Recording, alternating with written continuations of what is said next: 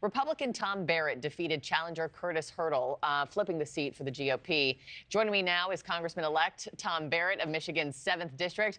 Good morning, sir. Congressman must have a nice ring to it for you. Thank you, Markie, and thank you for having me on. And we're excited, but really just really anxious to get started on the work and helping to turn this country around for sure. You and I were talking on this show just a couple weeks ago. You flipped her seat. You turned it red. What do you think sealed the deal for you? Well, I hope it was the discipline we had in the messaging and really focusing on the issues that voters were telling me were their biggest concerns. It was really the cost of living, the economy, issues related to affordability, and the southern border were by far the two biggest issues that I heard from voters on this campaign, and those were the two issues I really leaned into. We covered every corner of this district. I had events everywhere. I was traveling all throughout the district in the days and weeks leading up to the election. And I really felt like the messaging we were using was going to resonate with voters because it was the same messaging I was hearing from them about their biggest concerns. You and I also talking a couple weeks ago about you lost to Slotkin in 2022. So what's changed in the last 2 years for constituents who ended up, showing out for you in a big way? Yeah, I think on my last campaign, it was really a compressed window of time because the redistricting here in Michigan was delayed considerably. So I was only in the race about 11 months before the election. My opponent outspent me by more than 4 times the amount that I was able to raise and spend on the campaign.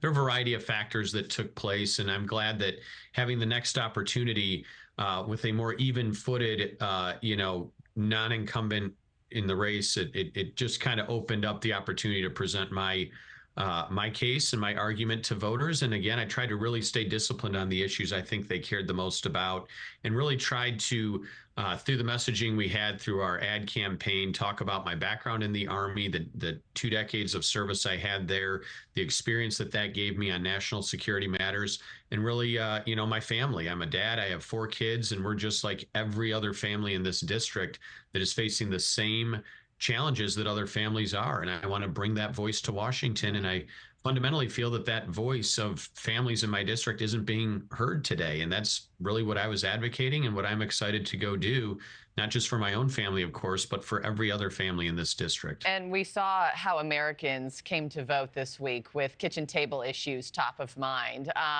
And it was a landslide. So, thinking to you and your race and your campaign, as you were out there, campaigning and you were hearing from constituents who wanted something different, did you feel like your race was a harbinger for what was to come at the top of the ticket with this Trump win? Yes, I do. And honestly, the Michigan 7th Congressional District is where I just won, was really considered the top bellwether congressional district in the country. We knew that the entire time, as we were forging through this campaign, and I feel that way. It's certainly a privilege and an honor to go represent my district in Washington, D.C., and I take it very seriously. The title of this office is representative in Congress. It's my job to go represent my district in Congress and not be Washington's representative in my district. And that is something that I'm fundamentally remembering and not in any way taking for granted the trust that the people have placed in me to go work on their behalf. And it's something certainly I'm excited to be able to go do, but also humbled and want to go do the job.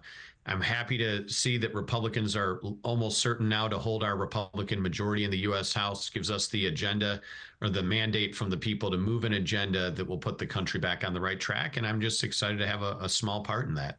Well, Congressman-elect Tom Barrett, you have a lot of hard work in front of you, and congratulations on the win, and thank you for joining me here on Morning in America. Appreciate your time. Thank you for having me on. I appreciate it.